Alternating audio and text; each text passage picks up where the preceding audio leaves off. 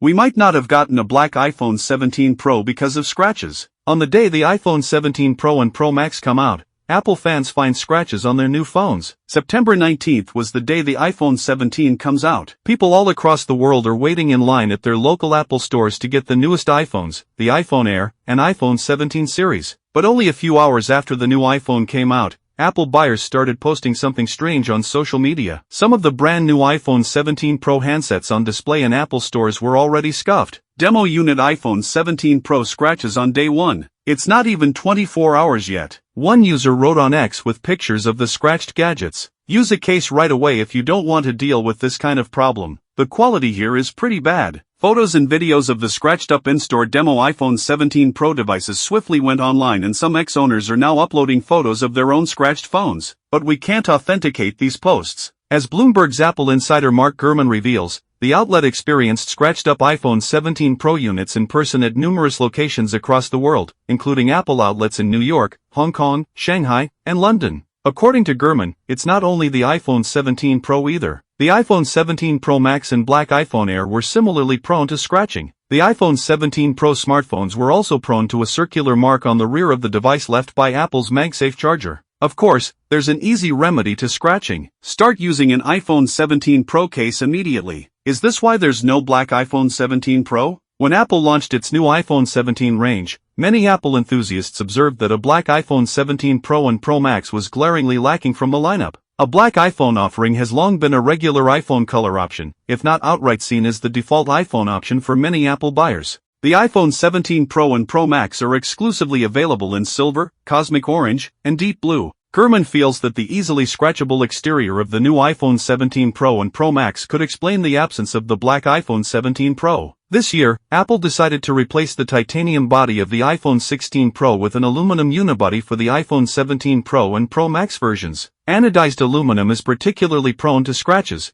and these scratches are significantly more evident on darker-colored devices. The fact that Bloomberg only found scratches on the back of the black iPhone Air, which unlike the Pro and Pro Max, is made with a ceramic shield, further substantiates this idea. Apple presumably won't encounter any sales issues owing to this issue. Apple has experienced troubles with scratch-prone iPhone models before. However, this would finally explain why we didn't get an iPhone 17 Pro or Pro Max in black this year. On the other hand, I've been umming and ahhing over which iPhone I should update ever since Apple revealed the iPhone 17 Pro and iPhone Air 2 weeks ago. The truth is, I replace my iPhone every year. I realize it's a bad habit, but I can't help but crave that new smartphone feeling every September. Normally, it's quite clear which device to buy, and I normally go for a Pro model with all the bells and whistles. This year, however, Apple has introduced shoppers to an exciting new option, a device that satisfies the desire for something fresh and innovative. Now, 2 weeks later, launch day has arrived, and I did what any reckless adult would do. I bought both the iPhone 17 Pro and the iPhone Air. So, instead of making a sensible decision alone, I'm going to invite all my viewers to decide for me. I'll offer you some info on my priorities in the description,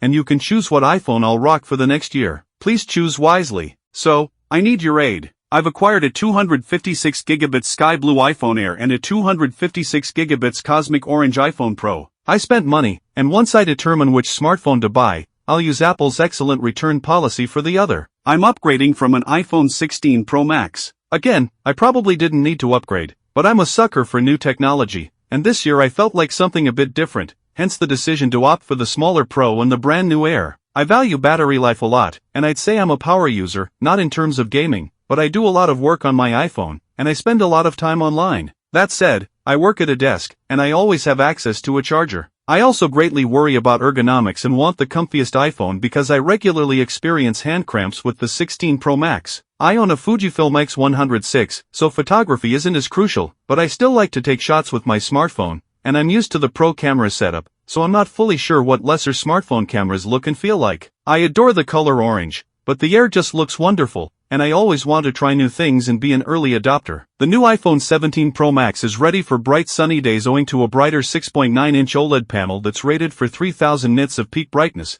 up from 2000 on the 16 Pro Max. There's also an improved anti-reflection layer, which means you'll see less glare on the display when you're watching movies or surfing the web. When I held the iPhone 17 Pro Max and 16 Pro Max in my hand and turned the phones in direct sunshine, I observed fewer reflections on the newer iPhone. When I put the iPhone 17 Pro Max next to the S25 Ultra to play the one battle after another trailer, Samsung's phone seemed a bit brighter but suffered from significantly more glare. In our labs, the iPhone 17 Pro Max achieved a slightly higher brightness level of 1899 nits compared to the Galaxy S25 Ultra, which reached 1860 nits. However, the Pixel 10 Pro XL outperformed both, boasting an impressive 2555 nits. When it comes to color reproduction, the iPhone 17 Pro Max fell short compared to the Galaxy and Pixel devices, attaining only 77.6% in the DCI-P3 color test. Its colors are not as accurate as those found on either the Samsung S25 Ultra or the Pixel 10 Pro XL.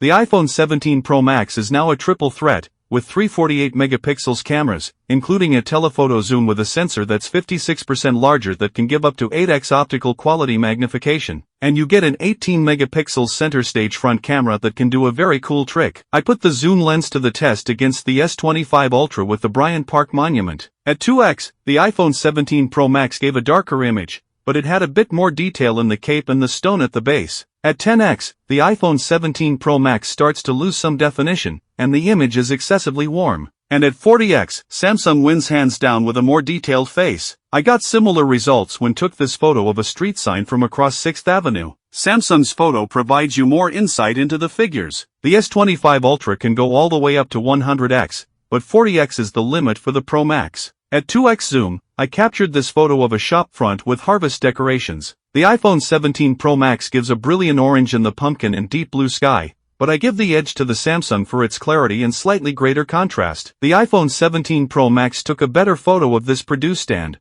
with more accurate colors and sharper detail. The red peppers appear like a blobby jumble in the Samsung image. The 17 Pro Max's 48 megapixels ultra-wide camera is pretty capable, as it shot a fantastic photo of this beach scene with clouds reflecting off the sea. Samsung's image is a bit more appealing with a bluer sky, but I kind of enjoy the moodiness of the heavier clouds in the iPhone's pic. How about macros? I prefer the brightness of the iPhone 17 Pro Max's close-up of a zinnia blossom. The red pops more. But Samsung wins for finer intricacy in the yellow disc forts on the interior. The iPhone 17 Pro Max does a terrific job capturing plenty of detail in my shirt and face in this portrait image, and I jump a bit more from the background as the S25 Ultra. Samsung delivers a more even exposure, however. It seems like the stripes on my shirt are painted on. In low light, the iPhone 17 Pro Max blasted away the Galaxy in this photo of skull on top of some books. Samsung's image is a lot blurrier, and it's impossible to make out the lettering. The 18 megapixel center stage front camera does something no other phone can.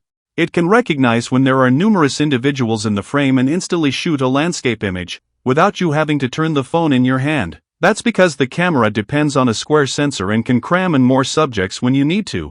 You can also select to go landscape manually. So, if you enjoyed this video, please don't forget to give it a thumbs up and subscribe to ZaidiEsTech for more exciting tech news and updates. And this Zahid signing off, thanks for watching, and we'll see you in the next one. Peace out.